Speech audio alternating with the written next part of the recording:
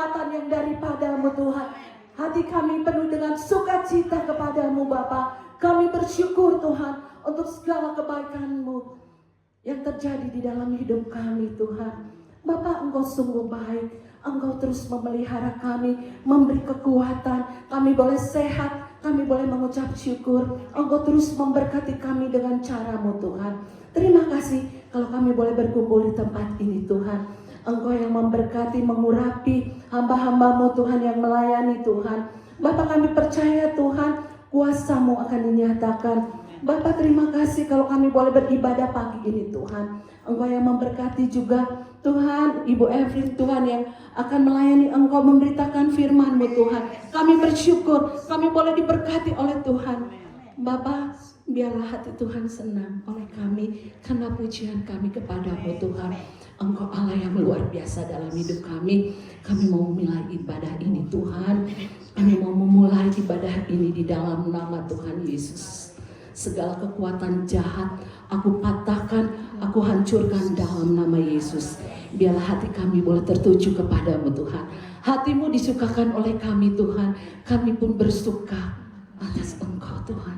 Terima kasih Bapa. Dalam nama Tuhan Yesus kami mau bersyukur dan memuji Engkau hari ini Tuhan. Haleluya. Amin. Kita mau bertepuk tangan buat Tuhanlah kekuatan.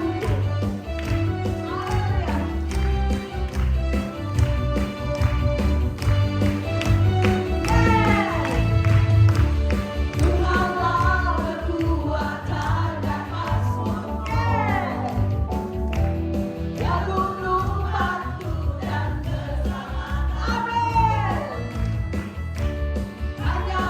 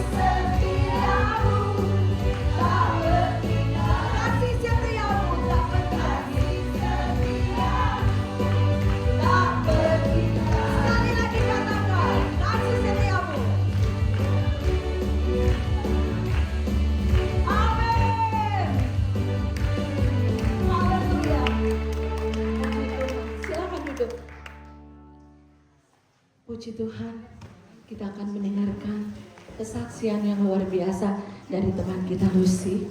Silakan Ibu Lucy. Shalom semuanya, puji Tuhan. Terima kasih buat kesempatan ini. Mungkin semua saudara-saudara di sini udah tahu ya, kalau saya udah hampir 2 tahun ini mendampingi suami di Tokyo. Jadi sebetulnya kalau kesaksian pasti banyak ya. Kita tiap orang pasti punya pengalaman yang indah dengan Tuhan sehari demi sehari. Saya cuma mau menceritakan sedikit bagaimana sewaktu saya diajak suami untuk ke Tokyo, saya itu sebetulnya keberatan. Karena saya pikir udahlah, dia aja yang di sana, nanti bisa kita bolak-balik aja gitu ya. Saya pikir begitu. Tapi ya teman-teman di sini pun menguatkan, enggak, ikut, kamu harus mendukung suami kamu gitu ya. Dengan didukung doa dari teman-teman di sini ya, akhirnya saya pun berangkat. Tapi terus terang awalnya hati saya pun agak berat ya, karena saya meninggalkan anak saya yang masih bungsu itu waktu itu tahun terakhir kuliahnya. Terus saya pun ada sedikit kerjaan di sini, jadi gimana ya kalau saya ke sana saya mau ngapain gitu. Itu tuh benar-benar satu pergumulan yang bukan hal yang mudah buat saya pribadi ya, karena di sana seolah-olah saya nggak ngapa-ngapain gitu. 2 bulan pertama malah tinggal di hotel, biarpun hotelnya bagus tapi aduh rasanya nggak ngapa-ngapain gitu, nggak masak, nggak nyuci, nggak apa gitu kan, udah tinggal duduk. Jadi saya tuh ngerasa aduh Tuhan tuh ngapain sih bawa saya ke sini, buat apa gitu. Toh zaman sekarang kita bisa video call, bisa telepon, semua komunikasi gampang. Saya nggak perlu ikut suami saya, mau ngapain gitu. Terus di Bandung pun ada tiba-tiba masalah lah, yang kitchen set di rumah tiba-tiba ambruk gitu. Aduh, saya tuh rasanya gimana ya, di rumah ada apa-apa tapi saya nggak bisa ngapa-ngapain gitu. Cuman nyuruh-nyuruh orang bisanya gitu. Nah dari situ saya, tapi ya teman-teman di sini banyak yang menguatkan saya dengan dukungan doa dari mereka, dan saya pun minta komunitas sama Tuhan di sana, karena kita tuh nggak bisa hidup tanpa komunitas, terutama komunitas anak-anak Tuhan. Saya searching cari gereja-gereja, ada GII di sana, ada IFGF, tapi itu semua jauh dari lokasi saya tinggal. Sampai saya ingat waktu itu, waktu zaman COVID saya ikut saat teduh bersama tiap hari Rabu malam. Itu yang Pak Philip Mantova online ya. Jadi saya ikut, terus tiba-tiba saya tanya di situ, kalau di Tokyo ada cabangnya enggak gitu. Nah di situ tiba-tiba ada yang jawab ke saya, dan saya nggak tahu tiba-tiba bisa nyambung kita ya. Kita bisa nyambung. Itu gereja Pak Philip tuh belum ada sebetulnya waktu itu. Waktu saya pertama pindah tuh belum ada di Tokyo, tapi mereka masih cell group. Jadi saya ikutan cell group family, dan kita pun masih Zoom karena lokasi tidak seperti di sini. Kita tuh berjauhan. Gitu, ada yang di Shinjuku, ada yang di Ibaraki, itu jauh-jauh. Kita jauh-jauh itu. Jadi semuanya kita jangkau lewat Zoom. Setiap Kamis malam saya ikutan Zoom mereka, terus akhirnya berjalannya waktu, kita mau buka gereja satelit di sini. Dan itu gereja satelit itu ternyata dekat dengan, akhirnya setelah 2 bulan saya di hotel, kita cari-cari apartemen. Itu pun nggak mudah cari apartemen di Jepang itu, apalagi kalau kita nggak bisa bahasa Jepang, dan orang Jepang itu sangat milih siapa yang boleh nyewa apartemennya. Bahkan mau orang bule sekalipun mereka nggak dengan mudah kasih gitu. Itu saya sempat ditolak sampai 4 kali untuk dapat apartemen gitu. Memang dari pihak hotel tempat suami saya bekerja, nggak apa-apa di sini aja sampai dapat apartemen, nggak masalah tinggal sini. Cuma saya nggak mau terus-terusan tinggal di hotel, kan nggak ngapa-ngapain. Puji Tuhan saya dapat apartemen itu yang kalau jalan kaki ke tempat ibadah tuh cuma 10 menit gitu, dan semua seneng. Jadi bahkan sebelum gereja itu mulai berjalan, sering doa di rumah juga gitu ya kita. Terus ternyata deket nih dari rumah Bu Lucy, dia bilang nanti kita doa keliling gitu sama mereka. Puji Tuhan awalnya cuma beberapa orang, tapi di sana kebanyakan anak muda sih. Jadi saya tuh paling tua di sana. Terus ya kami mulai lagi lah. Saya tidak aktif di sana, tapi saya cuma volunteer aja. Akhirnya berjalanlah itu gereja. Tapi memang kalau untuk pelayanan itu kita wajib semua ikut seperti kelas-kelas lagi. Ya, kelas keselamatan, kelas baptisan yang seperti itu.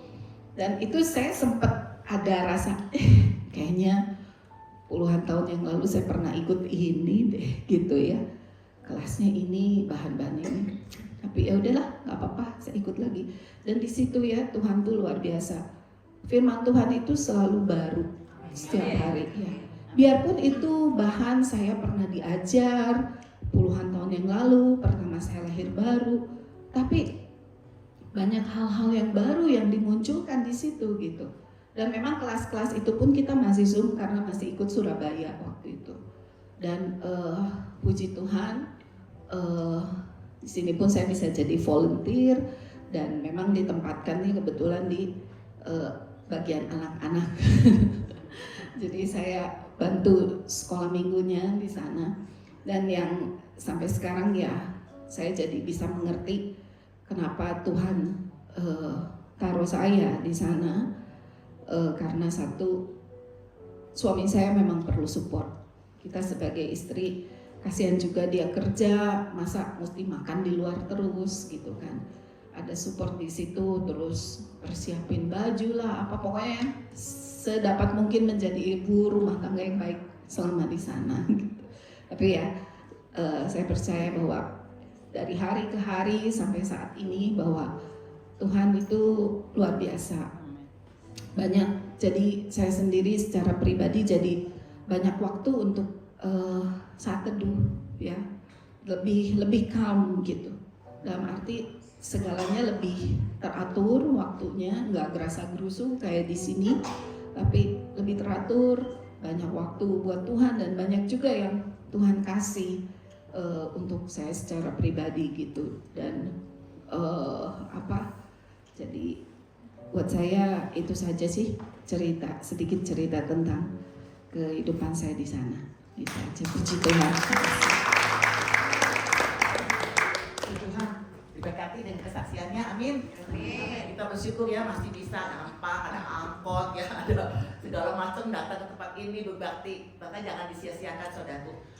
Kalau ada kesempatan dari Tuhan kita datang menyembah Dia, memuliakan Tuhan. Kita jangan malas gitu ya, atau misalnya lebih baik santai di rumah, tidur-tiduran, tidak ya saudaraku. Lihat di Tokyo susah gitu ya mencari tempat beribadah, tapi kita tempat ini gampang. Masih ada sukacita, amin. Bagi berdiri kita akan memuji Tuhan dan menari bagi Dia, siap ya? Kita memuji Tuhan, sungai sukacitamu, haleluya. Sungai sukacitamu mengalir dalamku. Oh yes, yes, yes, yes. Anggur sukacitamu melimpah dalamku. Ku menari dan bersuka, pujimu di setiap waktu, sebab sungai sukacitamu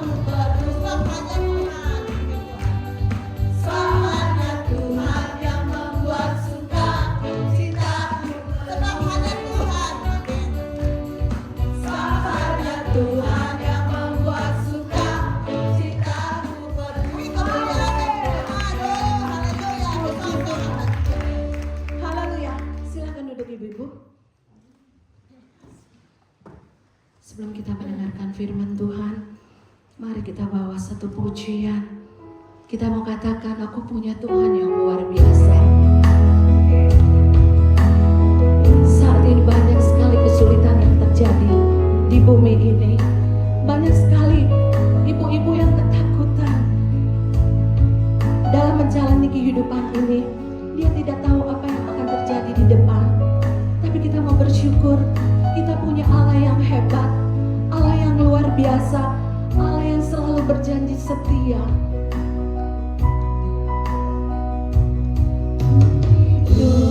Karena percaya, amin, Kau yang berjanji setia, pengharapan benar Tuhan, pengharapan kami selalu ada di dalam Engkau Tuhan Yesus, di dalam-Mu.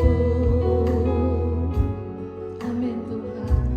Ku tidak akan bersyukur karena menjadi ibu-ibu yang luar biasa Tuhan. Kami punya Allah yang luar biasa. Seluruh hidupku dalam genggaman, aku punya Tuhan yang luar biasa. Aku punya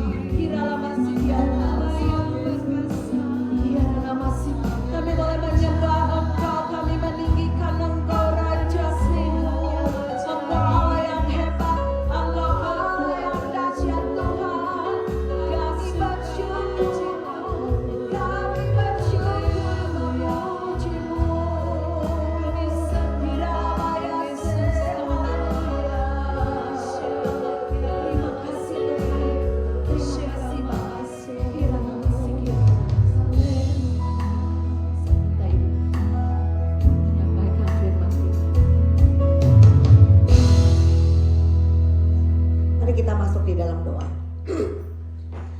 Kami bersyukur Bapa karena kami punya Allah yang besar. Engkau adalah Bapa kami, Bapa Allah yang perkasa. Dan Engkau Allah yang sanggup untuk menggenapi apa yang Kau janjikan kepada kami sebagai anak-anak-Mu. Kami berdoa Tuhan supaya sebentar ketika kami membaca dan merenungkan firman Tuhan, sekali lagi roh jiwa kami dikuatkan, hikmat akal budi kami dibukakan, dan iman kami pun boleh dibangun dan diberanikan untuk menjadi pelaku firman, mengalami kebenaran firman-Mu. Dalam nama Tuhan Yesus kami berdoa dan mengucap syukur. Amin. Ya, halo, shalom semuanya. Sinian kuole, ya Idul Fitri Lebaran minal aidin geus ngaliwat. Sekarang back to normal, pasca sebentar lagi. Ini teh AC-nya mending trek pisannya, saya kan ada alergi kudingin. Boleh minta tolong dimatikan Pak, supaya nggak batuk mendadak. Maklum sudah 65. Hari ini temanya keren banget ya. Hati yang gembira adalah obat. Hati yang gembira adalah obat. Kita suka mengutip kalimat ini juga, betul ibu-ibu ya? Hati yang gembira adalah obat. Aduh mending awet norak kan? Oh kan hati yang gembira obat. Oh rasanya hati yang gembira. Jadi seringkali kita tuh menganggap apa yang dikatakan di dalam Amsal 17 ayat 22, hati yang gembira adalah obat yang manjur, tapi semangat yang patah itu mengeringkan tulang. Nah apakah berarti kalau kita cengenges cengenges itu segalanya beres ibu-ibu? Cengenges cengenges langsung awet muda. Gembira nyanyi hahaha terus perut kenyang. Hai utang lunas, penyakit baik, suami kembali, anak balalager siausun, marere angpau gitu. Saudara nggak sederhana itu ya. Ketika kita belajar tentang hati yang gembira adalah obat, kita mau belajar ada satu hal-hal penting di dalamnya yang kita perlu belajar ya. Nah hari ini saya ingin bagikan kepada Anda semua apa yang kita bisa belajar dari firman Tuhan ini, supaya firman Tuhan ini gak cuma pengetahuan, karena ini bukan janji, tapi ini adalah hikmat kehidupan. Bilang kanan kiri, hikmat kehidupan. Bukan janji Tuhan, kita mesti bedain janji Tuhan dan hikmat kehidupan ya, pengajaran. Sebetulnya begini, di dalam hidup kita memang iman dan realita itu kita hadapin. Hidup ini memang gak mudah, apalagi sekarang ini ya. Realitanya Amerika, Israel ribut tuh sama Iran lagi sekarang ya. Ukraina sampai sekarang gak selesai-selesai. Amerika deh, minyak malah rencan. Angkot udah naik belum? Kita lebarannya bakal turun. Ya nak, munggah terus gitu. Kenapa? Iya, kadia bensin naik. Di Jepang naik. Gak tahu. Gak pernah ngitung kurs ibu ya. Aduh naik gak gitu kan. Hal itu pasti, itu ibu-ibu mah paling nomor 1 ya, kena anxiety. Aduh kumaha gitu ya. Betul gak? Aduh nanti bagaimana segala naik. Hidup ini gak selalu lancar dan mudah. Urusan ekonomi terpengaruh oleh politik dunia. Pengaruh ekonomi pengaruh ke dapur kita, pengaruh ke kesehatan kita. Berapa banyak orang yang punya anxiety, kekhawatiran, kecemasan sekarang. Gangguan kecemasan itu merupakan salah satu gangguan kesehatan mental yang paling mendunia sekarang ini di mana-mana. Nih ibu ikutan di LK3 ya, betul nggak? Kunaon ayeuna coba sekolah, dok. Profesi paling laris jadi psikiater, jadi konselor. Gak habis-habisnya tuh orang sakit. Jadi mau dokter mau pasiennya loba pasti. Karena iman dan realita menyatakan hidup tidak selalu lancar dan mudah. Bahwa kalau kita disuruh bergembira itu nggak semudah gembira ini otomatis lewat. Tetapi ada sesuatu hikmat di balik itu. Kita tahu bahwa doa itu nggak selalu langsung dijawab. Benar nggak? Siapa yang merasa doanya belakangan dijawab Tuhan? Baru ngalamin. Tapi siapa yang masih punya doanya belum dijawab Tuhan? Tuh, lo lebih lo ngacung. Yang dijawab Tuhan. Amin. Tapi asal dijawab-jawab. Ya saya suka tadi lagi renungkan. Ada doa yang saya bertahun-tahun belum dijawab.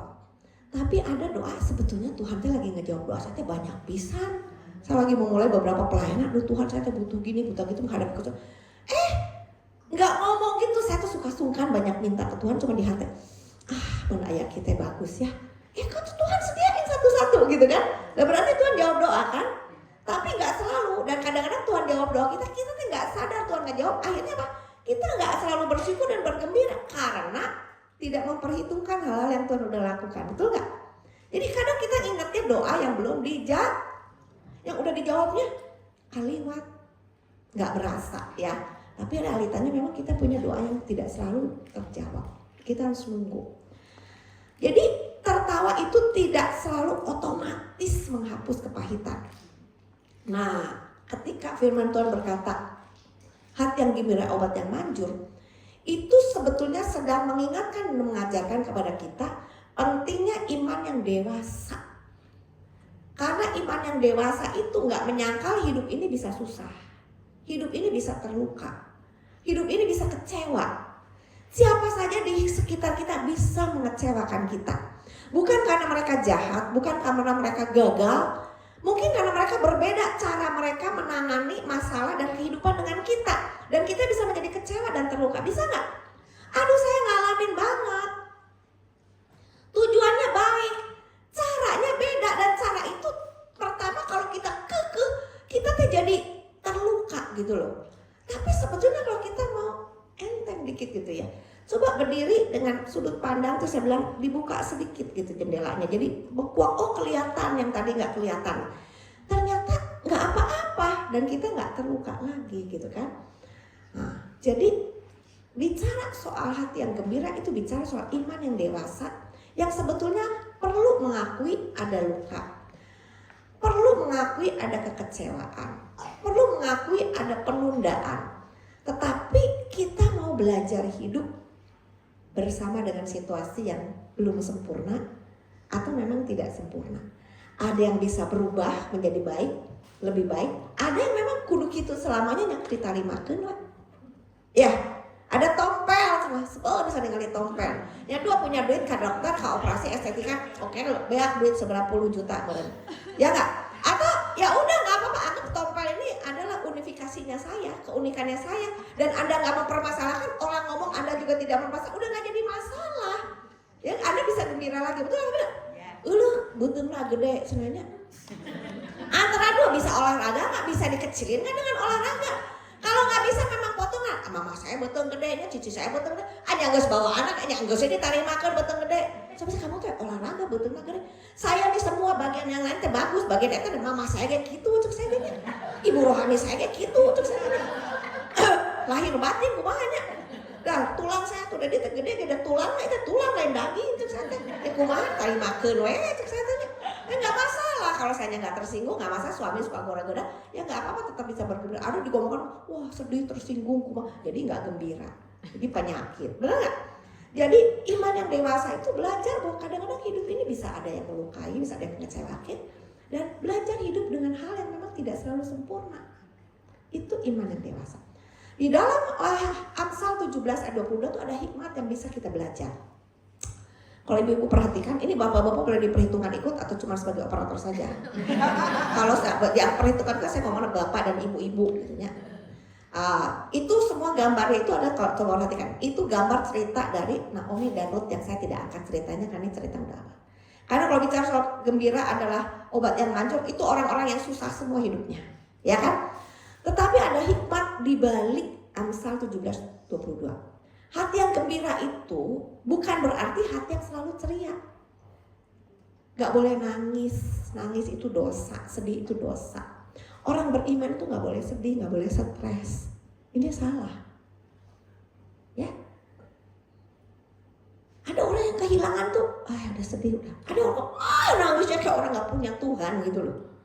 Memang caranya dia begitu. Salah satu teman baik saya, kemarin dulu ya hari Selasa itu ya, apa hari Rebo sih, Rebo ya, kaget saya juga. Itu teh udah sakit tuh 35 tahun kencing manis, ya, masalah kena ginjal, cangkok ginjal 14 tahun. Udah saya udah tahu prosesnya tuh gak gampang, ke China, kejar-kejar sama polisi karena nggak boleh. Tapi mau dicangkok di sana, carinya di sana lebih gampang. Tapi harus caranya selendap-selendap gitu kan, wah kejar-kejaran, sukses. 3 tahun lalu cangkok jantung, bayangin jantung lo dicangkok, tuhnya orang dimana jantung nanya, tuh nanya saja tuh dek nanya kena nangis lah. Tahu nggak meninggalnya kemana gara-gara apa? Bahasa awalnya keselak, keselak meninggal, lagi makan gitu, 2 cepat udah nggak ada, mending bawa kambuhan pisan. Saya tuh udah ngerawat susah-susah, tapi kan udah pneumonia mau meninggal aja lewat. Iya, karena dalam kondisi sehat, gak sewaktu mah. Kemarin saya pelayanan sama seorang ibu yang dulunya kepala perawat 15 tahun di salah satu rumah sakit. Istilah awam keselak, istilah kedokterannya bukan keselak. Orang teh udah tua ya, apalagi kalau udah ada bawaan sakit, sagalana teh geus logor. Ngerti kan saya ayeuna geus kete kudu latihan mantapna supaya dikencengkeun di segalananya. Aya geus bisa dikencengkeun bagian mana teh geus kumaha atunya. Jaga-jaga we geus logor gitu nya ti dituna geus ku musim geus tua, kalau bisa ada operasi ya dioperasi, nggak ada ya bagaimana. Jadi bagiannya udah nggak bisa lagi, remnya nggak pakem, apa sedikit bisa salah masuk. Dan kalau dulu salah masuk, keluar lagi, apa udara masuk, air kecil masuk kan batuk. Saya bekerja aja, kudu pelan sedikit sekarang teh. Saya kalau ngomong cepat, ini sama Tuhan disuruh rada pelan ngomongnya. Kalau kecepatan keselak, saudara sekalian, batuk nggak berhenti. Ini sampai ibu tuh batuk teh dipiara karena teu kageus geus periksa ka ditu ka dieu geus we ditarimakeun suara saya baru ayeuna sok pindengan wae nya geus we. Geus diperiksa ka THT, geus difoto penyakit naon yang geus kitu nya aya bawaan asma nya geus we lah. Caranya merawat diri bagaimana? Kenapa? Ya sudah bagiannya gitu kan. Jadi dia tuh meninggal, nangisnya tuh sudah tahu ditinggal mama bawa karena anak ya ditinggal salakinya. Bener we. Gue tuh tahu dia kembali ke Tuhan. Gue tuh tahu dia tuh udah capek katanya sakit. Gue nggak capek ngurus dia, masih mau. Yang diurusnya udah capek. Ma Tuhan mau pulang nggak? Mau pulang aja. Ya wayahnya kudu dilepas atau dia kudu rela, tapi sayangnya bokam gue. Nggak apa-apa. Dulu kurang beriman. Ulah gitu. Ayo. Saya enggak. Sejak saya mengalami suami anak saya meninggal, menantu saya, dan orang menghibur, Rin, udah jangan sedih, masih muda katanya. Tuhan nanti kasih yang lebih baik. Marah si anak saya. Mami orang persetan nggak punya hati pisannya. Suami saya bager-bagernya, menta-menta hese. Diambil Tuhan ngomong, Tuhan punya rencana baik. Baik apanya? Cenah. Ngambek si anak saya. Saya tuh pelayanan lama sok ngomong gitu kabatur. Tuhan yang ngomong saya. Mendingan cicing kieu. Keun we curik-curik. Ngomong kumaha heueuh we geus. Peluk dipeluk gitu lebih baik. Nangkep nggak? Kita seringkali punya konsep yang bikin susah kita sendiri dan sebetulnya tidak selalu benar loh, tidak selalu sehat. Ya, jadi ketika kita kudu gembira kata firman Tuhan ini kadang sehat, kadang-kadang justru dibiarin nangis, karena plong, betul nggak? Diakui saya teh sedih, saya teh terluka. Karena bisa diubaran, tuh saya mah besar hati, di ngomong ke tuh nyari hati. Tapi sebetulnya mungkin unconsciously kita tuh terluka, kita merasa dikhianatin, kita sakit, kita rasa bohong, kita tindes, itu lebih berbahaya. Satu kali muncul dalam bentuk yang gak kekontrol sama kita nggak tahu akarnya di mana, nggak pernah diterima.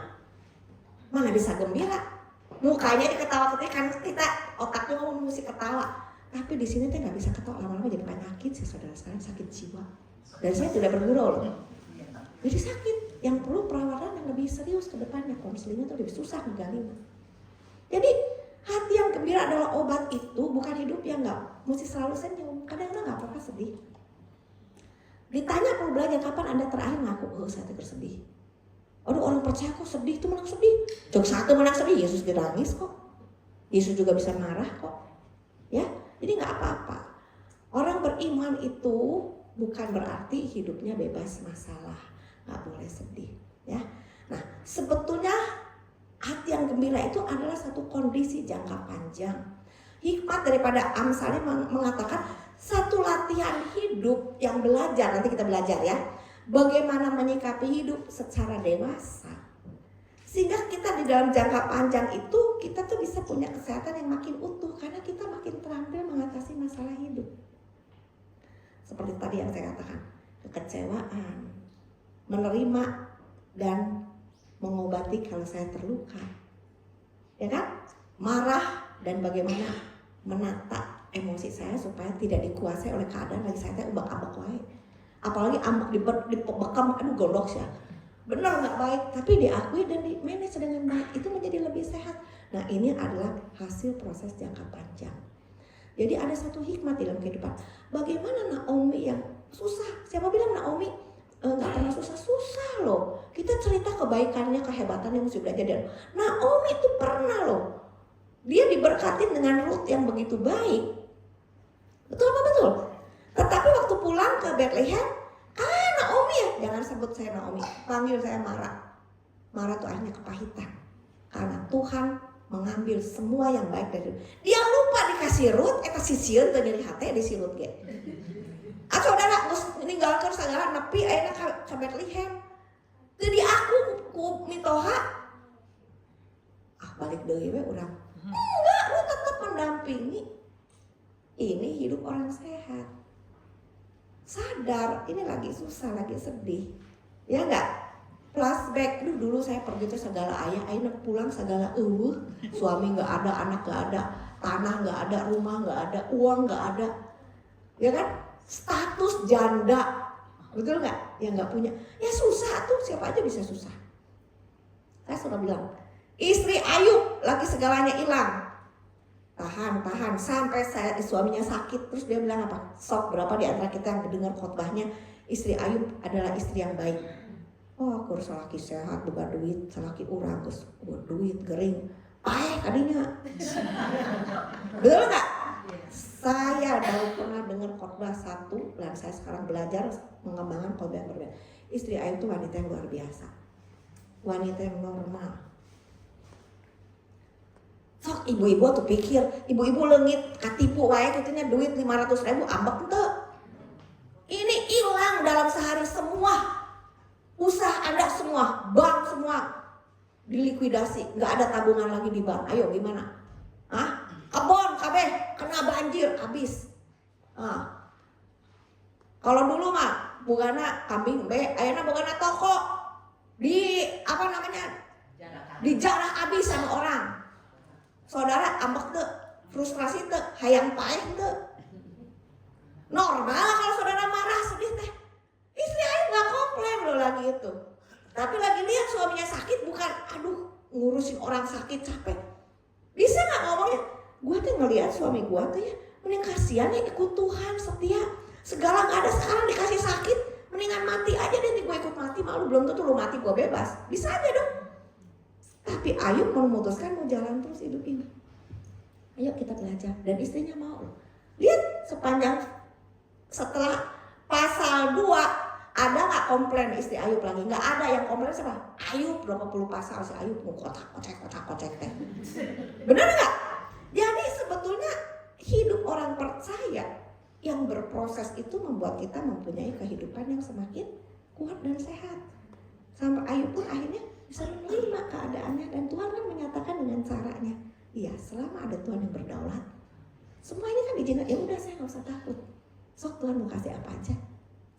Saudara, momen ketika kita belajar menerima luka, menerima duka, mengakui bagian yang Tuhan izinkan meskipun itu tidak selalu menyenangkan, itu momen kita merdeka, baik, sembuh, kuat, dan bisa bergembira dengan baik. Saya ngomong ini tuh saya banyak pengalaman di sana. Belajar udah nggak susah lagi. Penantian udah gak nantirin lagi. Karena saya tidak ditungguin saya kapan ngagolak. Nah enggak. Soalnya ngagodok kapan ngagolak sama saya bekerja yang lain, melakukan yang lain. Tahu nanti ngagolak sendiri. Ada di sini yang nungguin saya ngagolak. Sepanci. Bodoh cek saya. 10-15 menit kerjakan banyak hal, bisa kerjakan banyak hal 10-15 menit juga. Betul. Nah itulah kehidupan. Hati yang gembira adalah belajar. Ya? Belajar untuk apa? Tidak menyerah pada keputusasaan situasi keadaan. Aduh, segala ada selama ada nafas. Ya enggak? Ini tangan masih bisa bergerak. Saya pernah cerita, selama mata masih bisa berkedip, satu mata semuanya udah kekunci sakit karena Down syndrome, masih bisa bikin buku yang dibikin film kok. Cuman kedip yes no gitu. A B C D E kemana? A. Mun hurufnya saya gendong kali gitu. Gue capek dengan bisa matanya cuma bisa begitu. Udah jadi sekretarisnya kudu sabar. Lain. Coba kumaha, masih bisa kok. Saya belakangan belajar tentang neuroplastisitas. Jadi itu tentang otak manusia, karena neuroscience itu pengetahuan tentang otak sekarang berkembang banyak. Karena saya belajar tentang mental health, bukan ahli, belajar sedikit tentang mental health untuk nolong diri sendiri dan orang lain. Terus terakhir belajar jadi brain jogging. Saya buka kelas brain jogging sekarang.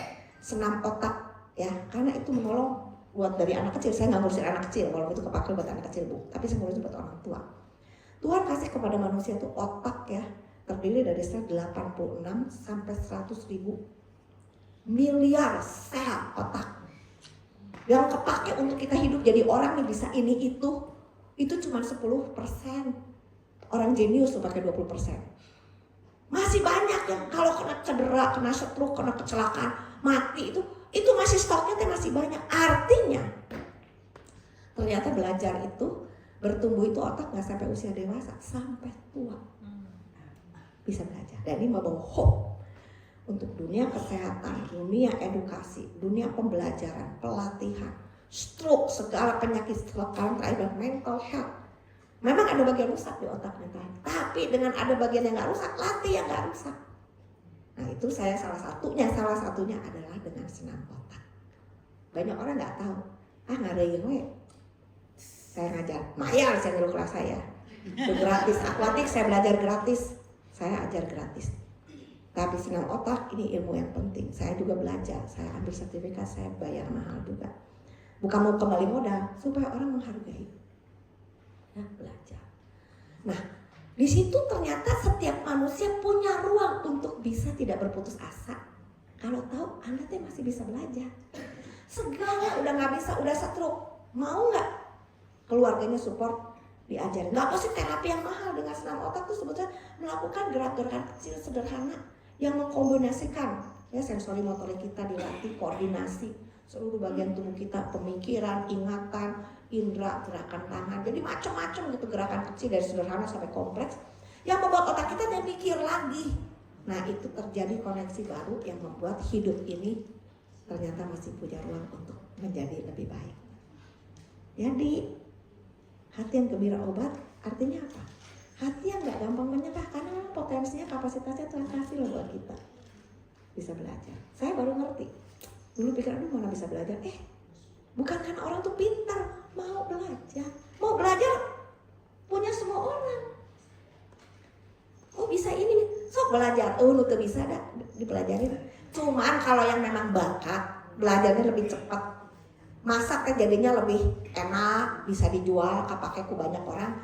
Tapi kan paling galah rumah tangga sendiri, nah kekurangan makan bisa makan, ya nggak? Betul nggak? Nyun baju ya paling nggak sendiri pakai seneng udah, mau akan dijual mah batu sampai ku pakai dan nggak mau. Tetapi bisa, gitu kan? Cuman itu aja, ya kan? Saudara apa bisa apa aja, keterampilan apa juga. Saya bisa belajar, tapi nggak jadi spesialis gitu, tapi bisa, gitu kan? Dan berguna buat sendiri dan buat orang. So hati yang gembira itu mulai dari hati yang nggak menyerah pada putus asa, dan saya tambahkan tadi karena Tuhan udah kasih potensi yang by science itu mungkin. Jadi kalau sampai hari ini ada yang putus asa nggak bisa belajar. Saya sampai sekarang masih belajar banyak hal baru yang saya nggak pernah berpikir. Kalau si ibu lewat orang, so rajin diajar. Pasti lain orang. Karena otaknya aktif, tubuh adaptif, kasih semangat hidup, ya. Hati yang masih percaya Allah bekerja itu hati yang gembira. Itu artinya apa? Percaya ini itu susah, tapi saya percaya Tuhan ada, Tuhan bekerja. Amin. Lagu-lagu tadi kan ya, aku percaya Tuhan punya Tuhan yang besar. Begitu saudara mengingatkan ada Tuhan yang besar, ingat ada Tuhan yang besar. Yuk percaya, belajar lagi. Udah nggak bisa, belajar lagi. Kalau nggak bisa pakai tangan kiri, belajar pakai tangan kanan. Ya nggak? Aduh sekarang udah nggak punya tangan, pakai kaki. Dan kalau ternyata kaki dilatih kan bisa, buktinya ada. Cuman karena kita punya tangan kan, bisa tangan makan pakai tangan ya ditarikan batur. Kalau anda nggak punya tangan, musap-musap baturnya pakai kaki dan memang nggak punya tangan atau pakainya kaki, ya nggak? Ngerti maksudnya ya? Jadi nggak ada yang mustahil. Allah kita hidup, Allah kita bekerja, Allah bisa membantu kita, ya. Hati yang gembira itulah hati yang bersedia belajar di tengah proses. Bilang, belajar di tengah proses. Aduh, dulunya segala teh aya ngurus, Bu, salaki ngurus, ayeuna salaki kalau kumaha saya teh kadi tuh kadi biasanya nggak bisa sendiri temenin belajar. Amin. Ya, kalau bisa ada yang tetap membantu ya dinikmatin tapi jangan take for granted. Ya. Dulu lagi rumah di Setiabudi, anak-anak masih ada, kita punya supir. Dari rumah tuh jauh sudah berdua MC-nya ke sekolah belanja, jauh pisan. Batu nunggu mah ngalain lah keluar terus Indomaret. Ya sedikit 5 menit ke pasar, deket kan itu kadir. Aduh bisa jauh udah kudu turun lah nya. Repot kan macetnya kalau mau belanja, kalau mau apa repot. Tapi setelah anak dewasa, mama mertua kan dulu serumah nggak ada. Pakai supir teh kayak kelebihan, dihitung-hitung teh kosnya tinggi sekali kan. Nah terus kita kena pandemi lagi kan, udah diredius. Kata Pak ini semua di sini pada bisa nyetir, belajar nyetir. Saya kalau dalam kepaksa nyetir, tapi kalau bisa ada tolong jemput. Kalau siang mah dipaksa-paksa, aduh kalau penting saya paling kena mata, karena apa mata kena cahaya itu masalah organ ya, bukan masalah belajar. Kalau belajar pasti bisa, cuman agak riskan. Pernah nggak kelihatan baturnya repot hanya udah kayak mobil, terus saya salah saya apa mana nanya, perasaan orang nggak benar lagi gini, mana teh pulang kali, mana nutin kali saya benar-benar berebet besoknya ditegur sama gereja. Ibu pakai mobil ke mana? Eta mending ngagaris hidup. Oh bener kamarnya disempet batur tuh kan. Dapet yang saya ketinggaling alingnya, mobil mah hidung, saya bawa ke bodas. Jadi saya perlu hati-hati. Saya bisa, tapi bukan ahli. Kalau ke tempat baru saya. Kalau terpaksa nanti 1 kali, ya belajar. Dulu nggak bisa pakai grab, salah aja. Nah, sekarang baru belajar bisa. Dan sewaktu-waktu nggak bisa ada ngambilin orang bantu, kudu belajar gitu ya. Ternyata nggak ada yang nggak bisa. Bilang anaknya nggak ada yang nggak bisa. Begitu kita belajar dan bisa, itu hati itu senang. I can do that. Dan itu memberikan satu semangat hidup. Ya, salah satu prinsip di sekarang otak kegiatan kecil. Ternyata saya masih bisa, udah tua gitu kan. Nah kalau ini bisa, yang lain juga nanti bisa. Jalur udah dibangun di otak. Kayak punya jalan baru. Kalau ada jalan baru, mau lewat jalan-jalan, mau bawa anjing jalan-jalan, bawa kucing, bawa belanjaan, ada kemana, ayah jalan, sama dengan otak manusia dan kehidupan manusia ya. Jadi bilang hidup itu bukan berarti gembira itu bukan berarti hidup tanpa masalah, tapi bisa belajar menghadapi masalah apapun juga. Dan Tuhan biasanya izinkan supaya kita makin utuh dan kaya. Amin. Gembira itu adalah hidup yang tidak kehilangan arah dan pijakan, karena saya tahu saya punya Tuhan dan saya tahu hidup ini ada Tuhan yang memimpin kemana. Amin. Nggak takut. Kemarin keselak saya puji Tuhan ya. Terus ayat tanda-tanda. Artinya mau mati itu mesti ada jalannya. Ku penyakit, ku umur. Bener nggak? Sok ada yang kepengen mati nggak mati karena capo terus sehatin jantung dek segala nggak susah jantung masuk dek nggak mati. Sengsara juga loh. Suami saya kan kasih obat tiap hari. Pak ini bagus baca tuh jantung saya baik-baik saja terus terbaik udah diubaran nanti saya mau mati nggak mati bener oke mana tuh pak karunya menderita saya mah nggak mau ya kan alami aja kaselak aduh puji Tuhan kan nggak kaselak pak dua terus ya mau ditinggalkan ruas kata urusan dia lah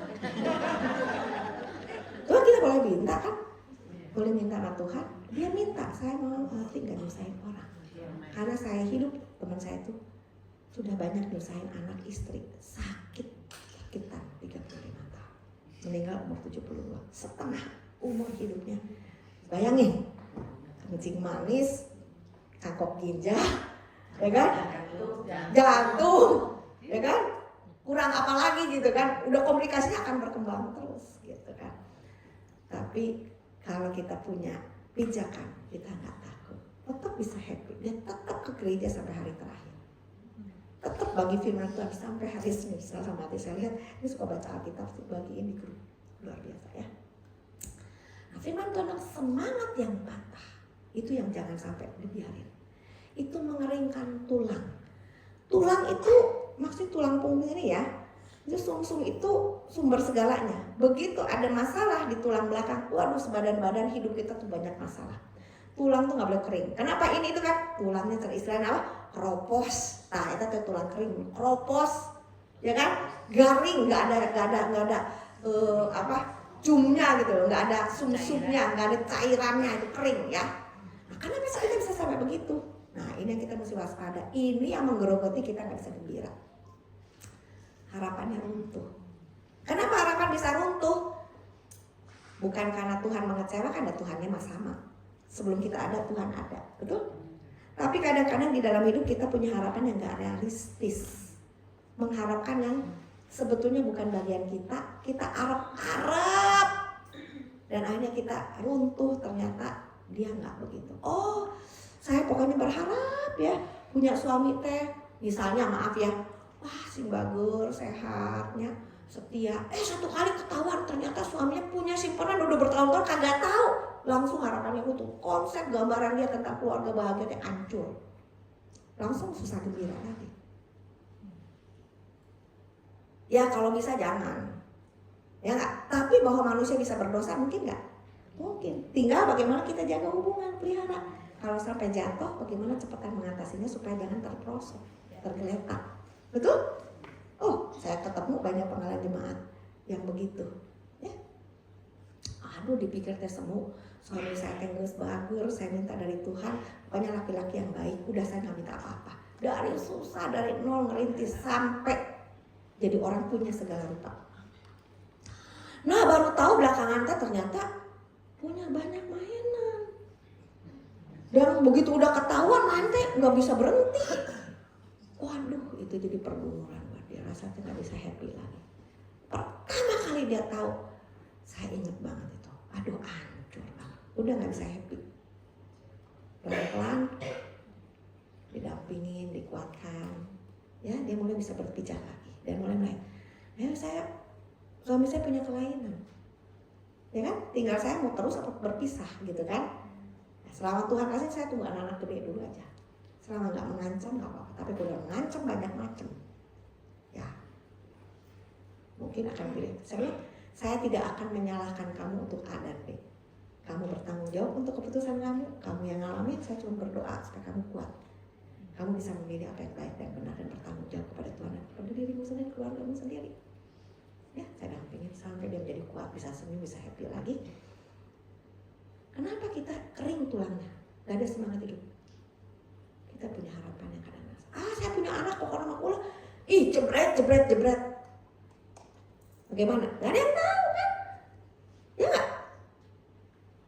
Tiba-tiba aduh anaknya kena mental health. Wah tiba-tiba anaknya jadi janda masih muda. Mana yang tahu? Gak bisa tahu. Ya anak saya sekarang, saya bener loh pernah yang namanya gak berani punya pengharapan lagi. Karena kalau gak ada harapan tuh gak kecewa. Ya gak? Mama kan pengen semua anaknya kawin, apalagi anak perempuan. Ya gak? Itu sejak anak saya ditinggal suaminya, saya emang gak berani berharap, masih muda anak saya. Aduh kemarin bukan anak janda. Aduh kapan jajaran jalan eta engkong kurang ajar.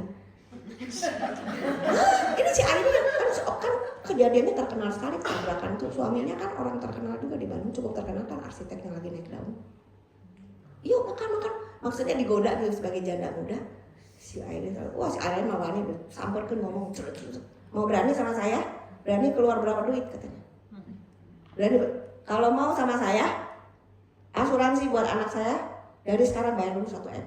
Berani melototan hiji juga anak saya. Aduh saya ngomong gitu ini. Orang terluka kok. Dia mah pok gitu. Saya nggak berani berharap untuk dia. Tuhan punya caranya sendiri kan. Nggak ngomong ke dia Lin jangan nggak. Cuman diam dampingi kalau cuma dengar aja dia kan ngomong, kadang cuma diam aja udah kemana. Menanggalkan semua kesibukan temankan dia. Tuhan kasih lagi sekarang suaminya arsitek lagi yang punya posisi nama juga. Aduh pertama mah digalem dan perangko tuh bisa pisah ke kamar mandi ge. Alah bilangnya tadinya kalau saya kudu dibaturan karena dia tahu apa arti kehilangan yang tiba-tiba. Ngerti ya? So saya nggak berani berharap, takut kecewa dia ditinggalkan. Tuhan kasih, ada Tuhan yang kasih ya udah. Tapi setiap kali pergi kemana saya doa, aduh Tuhan, saya serahkan ke dalam tangan saya, lindungi nggak? Tuhan, Engkau tahu kekuatan yang terbatas daripada anak-anakmu. Jaga dan lindungi. Nggak berani, nggak boleh pisah lama-lama. Sekarang dia udah mulai suaminya ke Taiwan, tugas, suaminya ke China. Udah mulai, biasanya barengan aja. Udah bisa sekarang dia pergi sendiri, udah bisa, bebas lagi. Jadi hati yang gembira, semangat yang patah itu sesuatu yang dipelajari dalam hidup. Amin. Ya. Orang yang makna hidupnya kabur, nggak punya tujuan hidup, nggak punya arti hidup. belajar firman Tuhan tapi tidak menerapkan firman Tuhan, itu gampang patah semangat. Karena begitu kena hempasan, Tuhan di mana? Tuhan kenapa? Nanyanya gitu terus, ya kan? Bukan, aduh Tuhan, saya nggak ngerti, tolong saya, kuatkan saya. Saya nggak ngerti, tapi saya percaya Tuhan ada dan Tuhan berdaulat. Pimpin saya mengatasi dengan baik. Beda hasilnya deh. Tuhan di mana? Mending teuingan ka saya kan bareng nu kieu nya. Teu adi lepisan si itu nu kumaha? Teu nanaon urang nu kieu kuno dibere kieu. Begitu saudara begitu, saudara akan gak punya semangat hidup lagi. Beda ya. Satu lagi, kenapa kita gampang kering, patah semangat? Kita gak punya teman, gak punya orang yang berbagi dengan sehat. Makanya kan Tuhan bilang janganlah kamu menjauhkan diri daripada persekutuan ibadah, di mana kita saling menunjang menolong. Betul Pak? Betul? Yang paling bikin kita susah tuh apa? Sendirian. Dan setan ngomong sia sorangan, ulah ngomong ka batur mun batur nyaho, wah ditakut, kita nggak berani ngomong, kita malu bercerita, padahal kita perlu. Mental health adalah kondisi yang menimbulkan stigma bagi sebuah orang yang mengalami dan keluarga yang menghadapi anggota. Nggak berani ngomong, makin nggak ngomong makin sendiri, capek, kebelit. Tapi begitu belajar bangun komunitas, semuanya menjadi merdeka dan bisa gembira lagi dengan hidup. Jadi firman Tuhan bilang saling menanggung beban. Saudara, Tuhan Yesus bilang marilah kepadaku. Kalau kita belum ada teman, Yesus bilang apa? Mari kepadaku yang letih lesu dan berbeban berat, belajar padaku. Artinya dia mau nanggung beban kok sama kita. Paling nggak datang sama Tuhan. Tapi Tuhan bilang jangan cuma sama saya, karena saya juga bekerja lewat manusia. Siapa di sini yang punya teman dekat? Siapa yang nggak punya teman dekat? Ya, ditanya ngacu-ngacu, nonton itu ngacu bukan tahu. Nah, karena itu semangat patah teh bisa kejadian saya amin. Dan dengan batur ada komunitas, ada komsel, ada kemlu, ngilu, ikut. Saya mah nggak ada masalah, Anda nggak ada masalah, orang lain punya masalah. Jadi liur mikirkan batur, jadi berkat buat orang lain. Ada orang tidak ada senang terus, wayah kamu susah, kamu nggak belajar, kamu lagi susah, kagak tahu mesti bagaimana, mau nanya, malu. Nah, keur senang wayanya, keur susah kekarang datang, hari biasa tuh daek datang. Apa nanya lagi? Bener. Gak malu gitu saudara? Ya, cuma datang teh lagi susah, lagi senang datang, bantu orang jadi lagi Anda susah, Anda merasa ya memang sekarang giliran nggak apa-apa. Itulah hidup, itulah orang yang hidup sehat ya. Jadi yang melemahkan itu bukan sekedar masalah, tetapi perasaan sendiri dan kehilangan arah. Bilang kanan kiri, yang melemahkan itu bukan sekedar masalah, tapi sendiri kehilangan arah. Jadi gak tahu mau ngapain, mesti ngapain, nanya ke siapa, mesti belajar, nggak ada arahannya. Betul. Tapi begitu ada arahan, beda. Aduh sekarang ada AI, baiklah belajar dari AI, cepet jangan jalan mau lila nanya ke salaki 5 menit karena kejawab. Ke AI 1 menit segera rupa keluar gak perlu dulu. Tapi ingat loh, AI itu bukan manusia. Dia bisa cheat ya. Aduh, saya tuh ya pakai AI itu dengan saya punya cara. Waduh, Tuhan memberkati ini. Rohani bisa aja. Terus saya teman kieu mah teu kudu sakola teologi aja lama bisa karot bah kabeh cek saya. Oh beda Bu. Kami cuma memberikan informasi. Tapi bagaimana orang mengemas, menyampaikan dengan hati, dengan hidup, itu kami tidak bisa. Saya tidak. Ngaku cek saya. Jadi ku saya diakukan coba oh iya gitu. Ku saya mau dipakai di pencobaan. Saya bisa tergantung. Ada orang yang jatuh cinta sama AI. Kayak punya soulmate aja udah gak nanya, gak ngomong orang diri aja sendiri.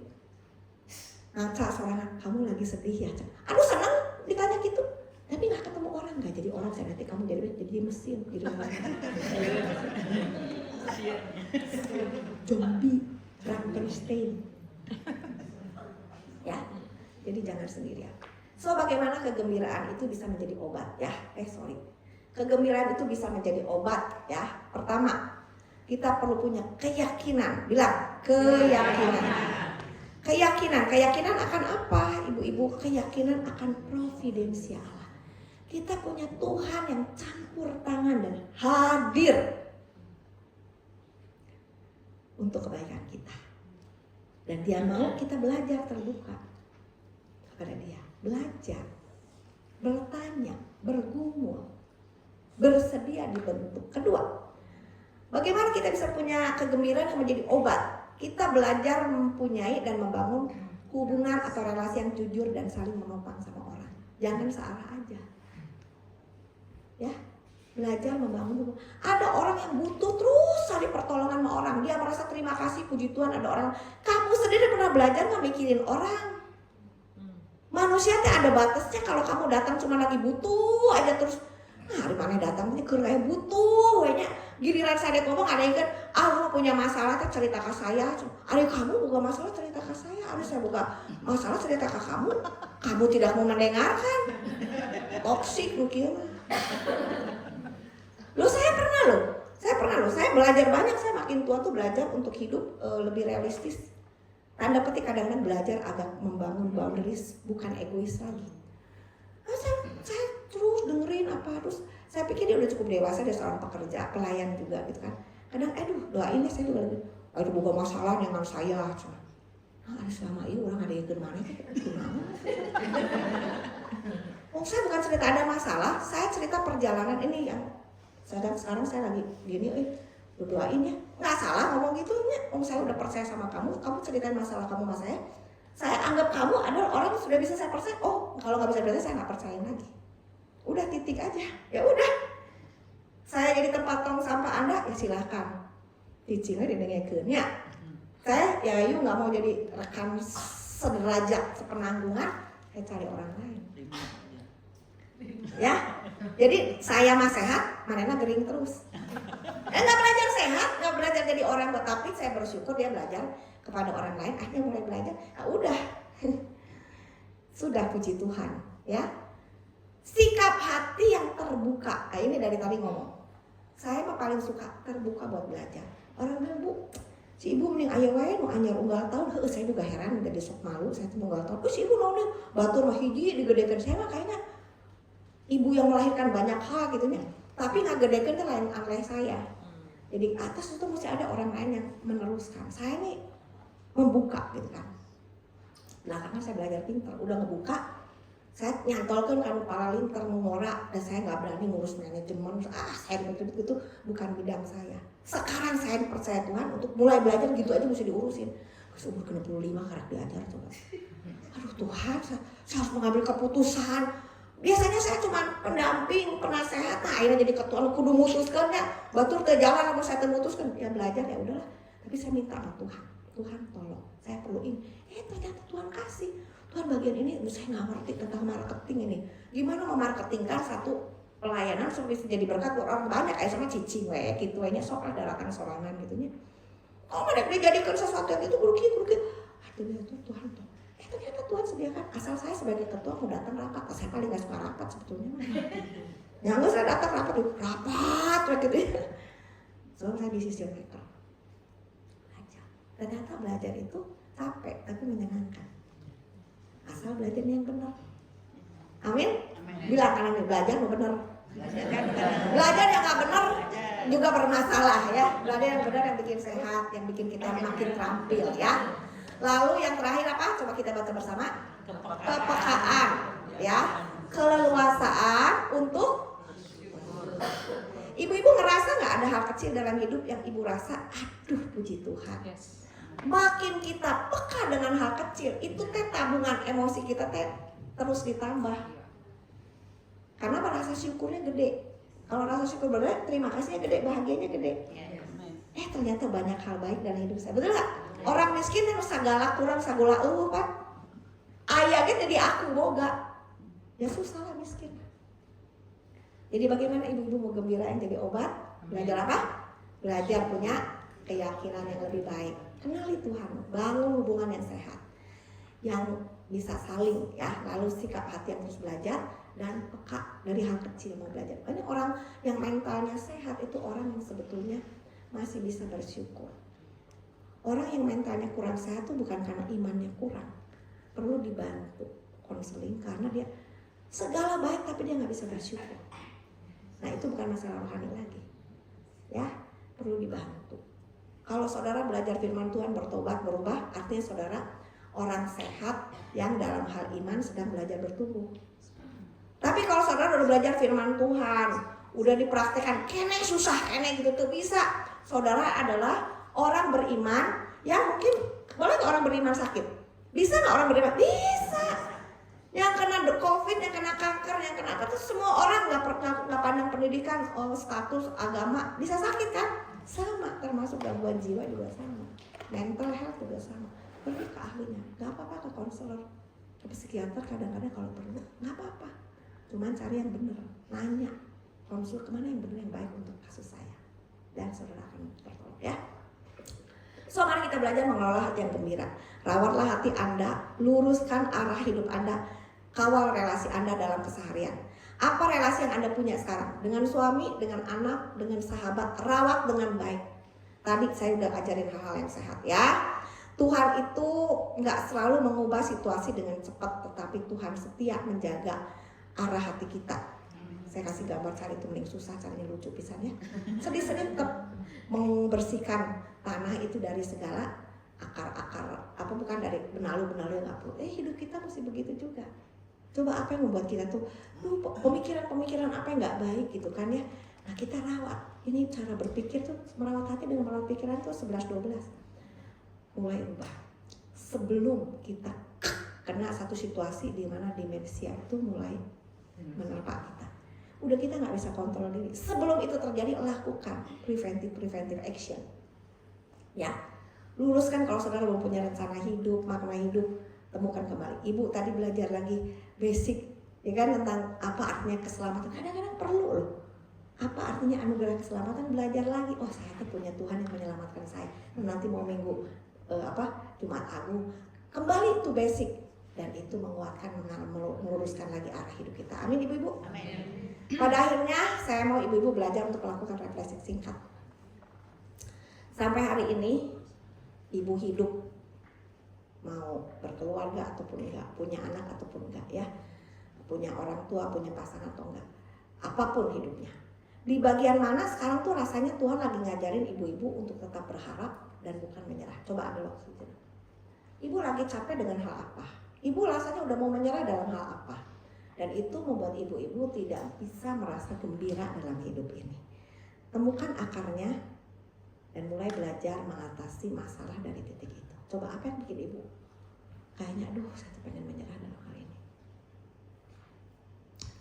Nah masalah ini, permasalahannya pada diri kita pribadi, sikap kita tadi, sudut pandang kita, wawasan kita yang perlu diperkaya, perlu dibongkar, perlu diolah, atau pada orang lain.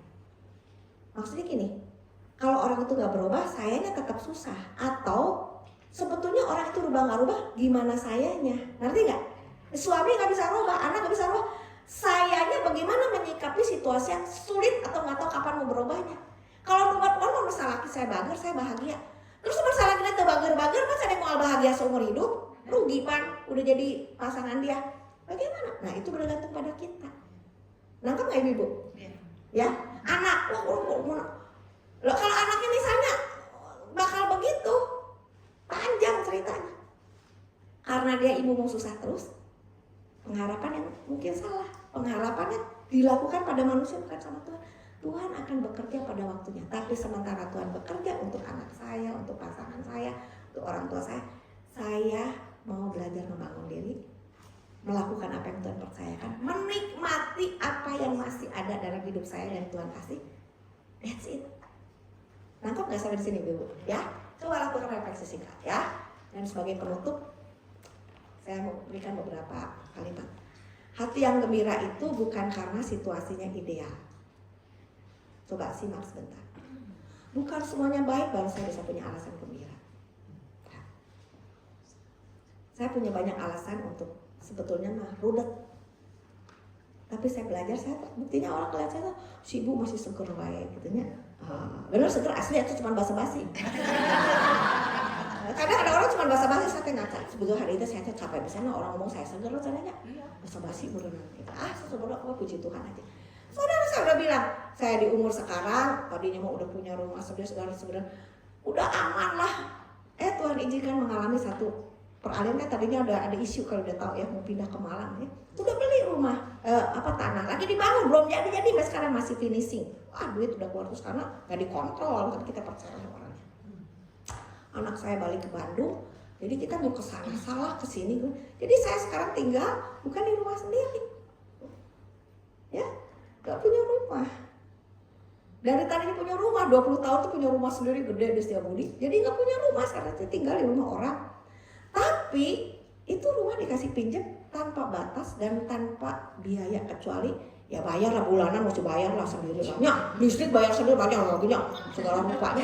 Ya begitunya bayar sendiri. Cuman kan normal di mana-mana juga begitu, mau ngontrak juga bayar begitu kan, mau sewa apartemen hotel juga ada yang mesti dibayar gitu kan.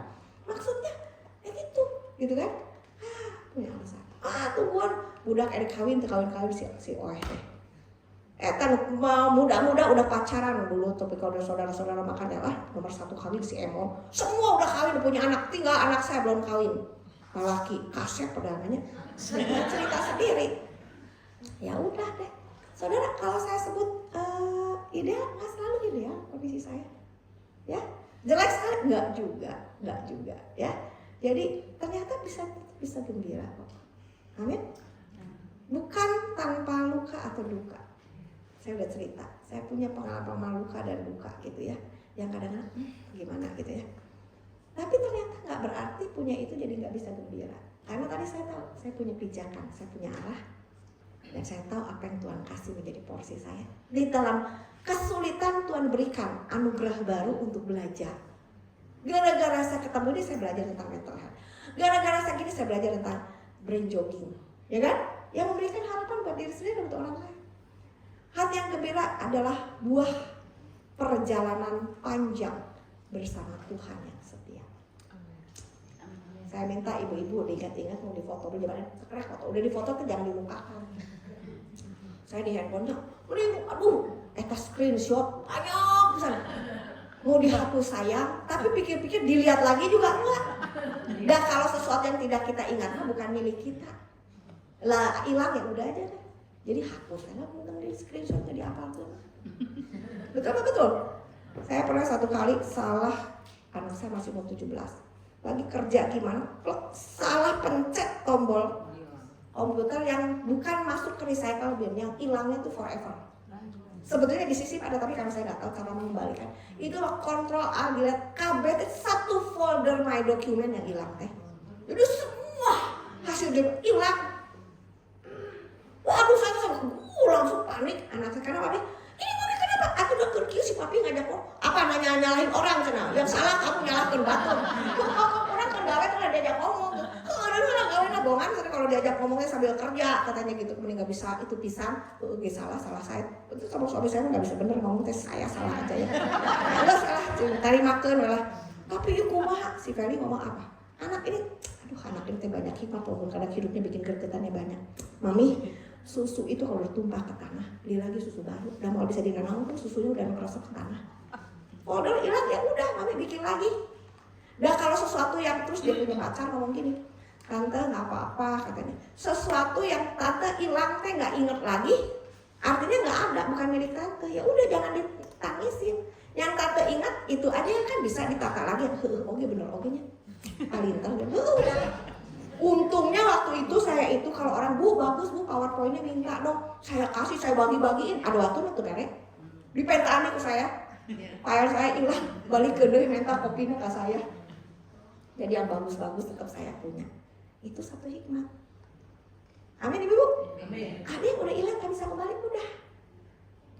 Gembira itu buah perjalanan panjang bersama dengan Tuhan, belajar memilah, memilih, memegang, melepaskan. Dan satu, kalau bisa jangan lepasin Tuhan, tapi kadang-kadang kita lemah. Tapi Tuhan tidak melepaskan. Nah itu, coba adik-adik tepuk, adik mau praktek saya. Adik saya, ya di dalam Yohanes 10:8 terus di dalam Roma juga ada, ya kan? Tuhan Yesus bilang, engkau diberikan kepada aku, Yohanes, ya, dan aku memegangmu, aku nggak lepasin engkau. Tapi kadang-kadang ibu jadi manusia saya maaf ya tangan Tuhan. Ibu teh capek, aduh aku capeknya gawe, lungit gawe. Lepas ibu teh leles. Ini lepas nggak? apa nggak lepas? Karena Tuhan janji pegang tangan kita. Itulah providensia Allah. Ini jadi alasan kita gembira. Tinggal kita belajar terus ceklane hiji-hiji jari nak hiji. Lalu menguatkan lagi. Ya nggak? Tekuat ngagaplek itu di tengah naon nempel heula. Hiji deui. Lama-lama gercep lagi. Amin. Tepuk tangan buat Tuhan. Yuk kita berdoa. Bapak Surgawi, terima kasih Engkau mengajarkan kami hikmat Amsal 17:22. Apa artinya? Hati yang gembira menjadi obat yang manjur, tetapi semangat yang patah itu mengeringkan tulang. Tolong kami mengawasi dengan baik sikap iman kami, hubungan kami dengan Tuhan, cara kami menyikapi hidup, dan cara kami belajar hidup dengan sesama manusia, dan cara kami mengambil sesuatu keputusan yang bijak untuk diri kami sendiri. Sehingga dalam hidup ini ada suka, ada duka, ada lancar, ada susah. Kami tetap berjalan dengan Tuhan dan kami menemukan ruang, alasan untuk tetap berkembang, berdampak, berbuah, bergembira, dan sehat lahir dan batin. Meteraikan firman-Mu dalam nama Tuhan Yesus kami berdoa. Amin.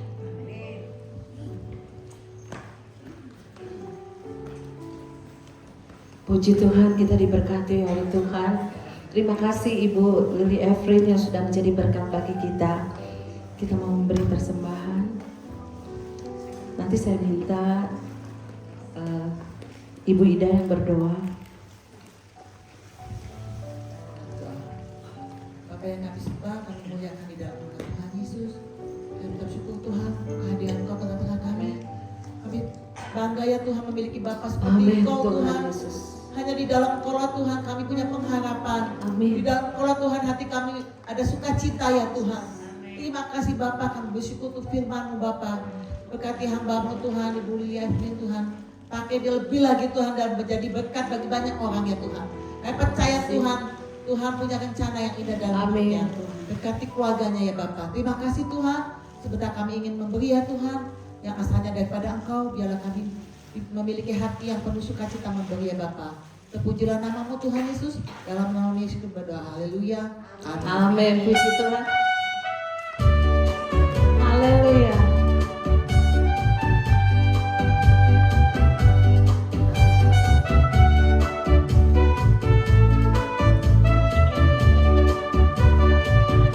Hati yang gembira adalah obat yang manjur, seperti obat hati yang senang. Tapi semangat yang patah keringkan tulang. Hati yang gembira, Tuhan hati yang gembira. Hati yang gembira adalah obat, seperti obat hati yang senang. Tapi semangat yang patah keringkan tulang. Hati yang gembira, Tuhan senang. Hati yang gembira, Tuhan senang. Gembira adalah obat, seperti obat hati yang senang. Tapi semangat yang patah keringkan tulang. Hati yang gembira, Tuhan hati yang gembira, hati yang gembira, Tuhan hati yang gembira, Tuhan senang. Hati yang gembira, Tuhan senang. Hati Tuhan.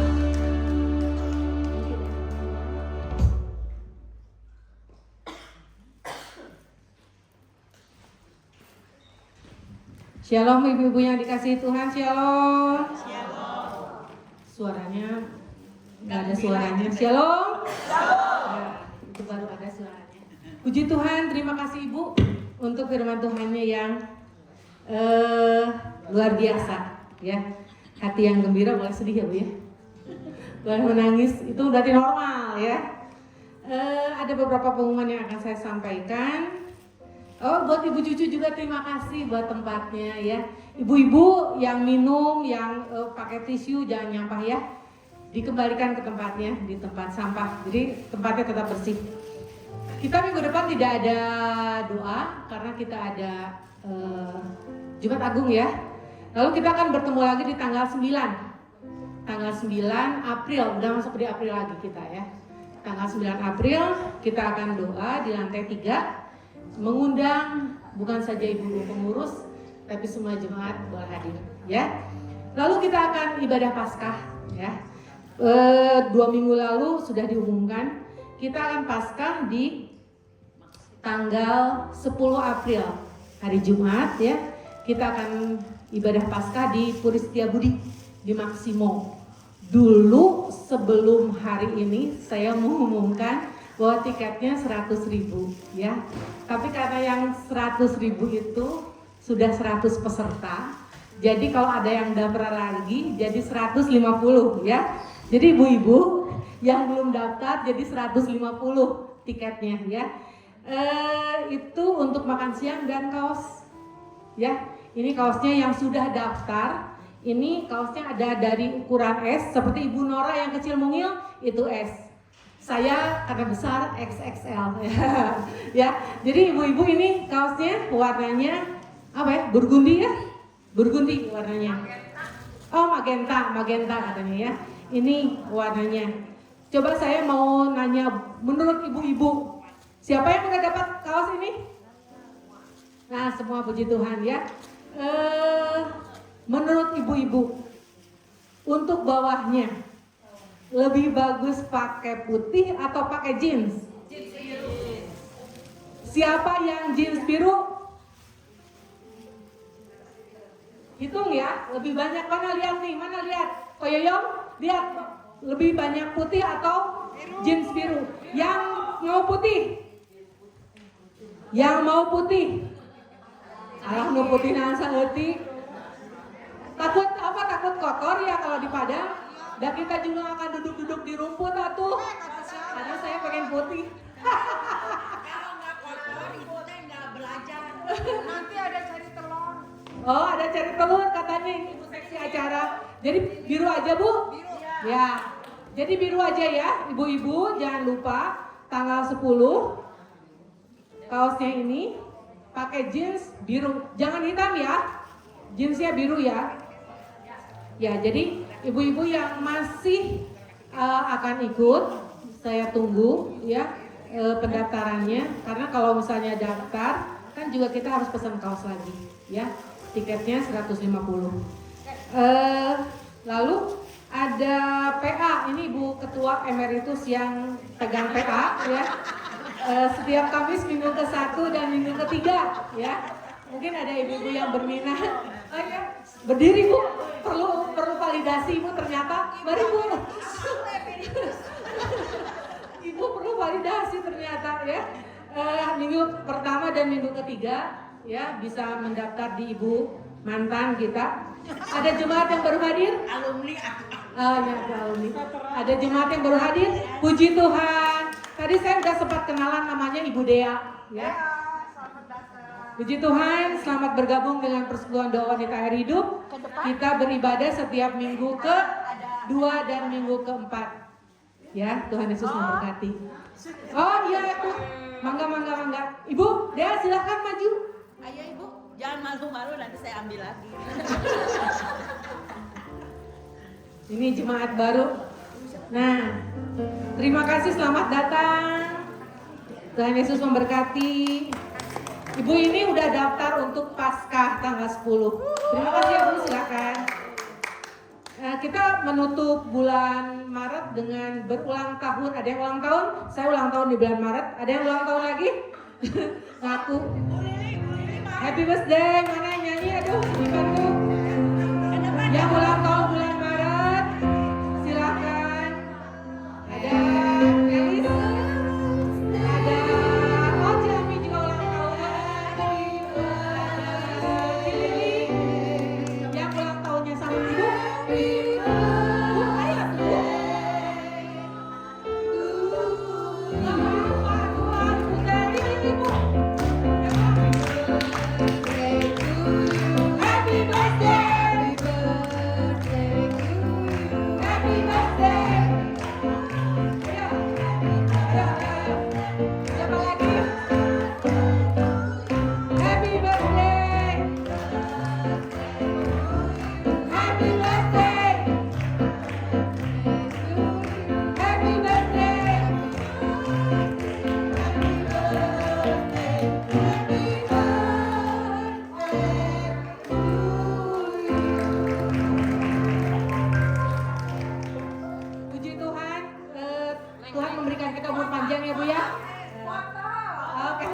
Ibu ulang tahun tanggal 30 katanya ya teman-teman. Gak apa-apa. Sama-sama. Ayo, hadiahnya ini. Hadiahnya dipegang dong.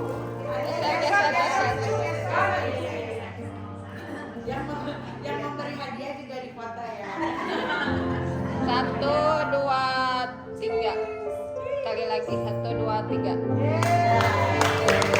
Selamat pagi menjelang siang, Tuhan Yesus memberkati. Sampai bertemu di tanggal 10 April. Ke Mami Ida.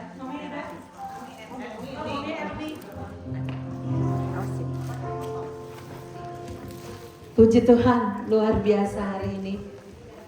Kita memuji Tuhan, kita mendengar firman Tuhan yang luar biasa membangun kita.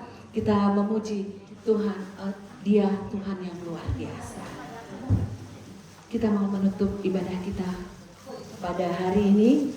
Kita mau pujian, satu pujian pada Tuhan.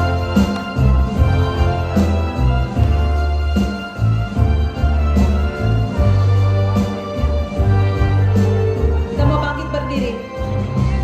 Kau besar, perbuatanmu ajaib, tiada seperti Engkau. Tiada seperti Engkau, sebab Kau besar, perbuatanmu ajaib, tiada seperti Engkau. Tiada seperti, sebab Kau besar.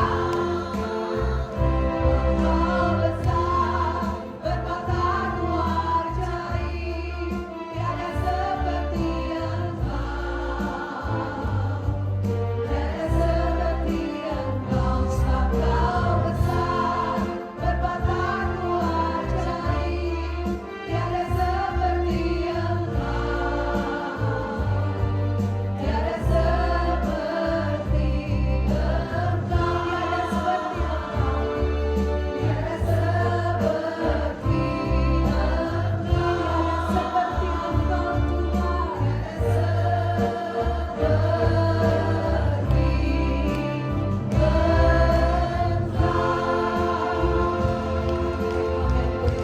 saya minta Ibu Lili Efren akan menutup dalam doa dan Tuhan, kami mengucap syukur, tiada Allah seperti Engkau begitu besar. Dan karena kami punya Allah yang besar, kami mau belajar hidup sesuai dengan kebesaran-Mu. Ibu yang dikasih oleh Tuhan, sebentar kalian akan pulang ke rumah masing-masing, ke kegiatan, kesibukan masing-masing. Ketahuilah Allah yang Maha Besar beserta dengan ibu-ibu semuanya. Berkat-Nya yang besar menyertai pekerjaan tanganmu, doa, perjalanan, lika-lika hidupmu. Sehingga jadilah orang-orang yang mengandalkan kebesaran Tuhan, menjadi garam dan terang yang membawa sukacita, yang mengatasi masalah hidup, yang melewati perjuangan hidup dengan iman, dengan syukur, dengan ketekunan, dengan keterbukaan belajar. Karena Allah Roh Kudus menyertai dan menolong untuk terus memberikan kekuatan, penghiburan, hikmat, tuntunan di mana ibu-ibu perlu, mulai sekarang sampai seterusnya. Amin. Silakan.